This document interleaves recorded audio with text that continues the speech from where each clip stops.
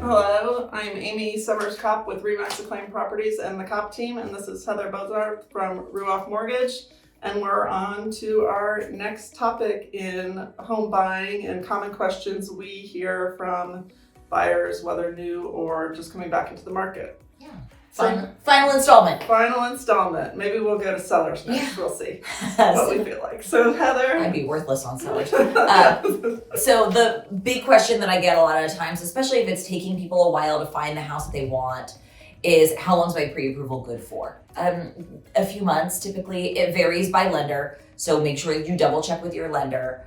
If it's been more than like 30-ish or so days, it's a good idea to check back in if you're still actively looking. I also like to customize a letter based on the purchase price of the home.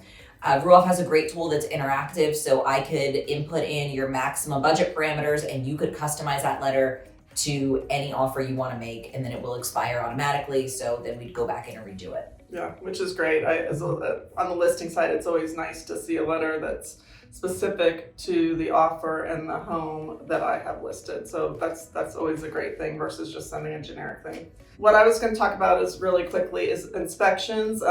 Oftentimes when we're out looking, I have clients say, should I get a home inspected before I write an offer? Or at the same time, they'll say, what happens if something bad comes up after we have this offer? Most of our contracts, or all the contracts in Indiana, they're pretty buyer safe. So the contracts are written so you can ask for a time period to get an inspection, and if something bad comes up, then you can either address it with the seller or get out of the contract if you can't come to an agreement with the seller. You should generally wait to get the inspection until you have an accepted offer with the seller, because your inspection is probably going to cost you $450 to $500, and there's no use in paying for that inspection if you don't know you can come to the terms with the seller on price and other closing dates and things like that. So talk to the agent about it. We're happy to go through the process with you, but generally you do want to get an inspection, but you want to wait until after you have an accepted offer. So I think that's it. Thank you.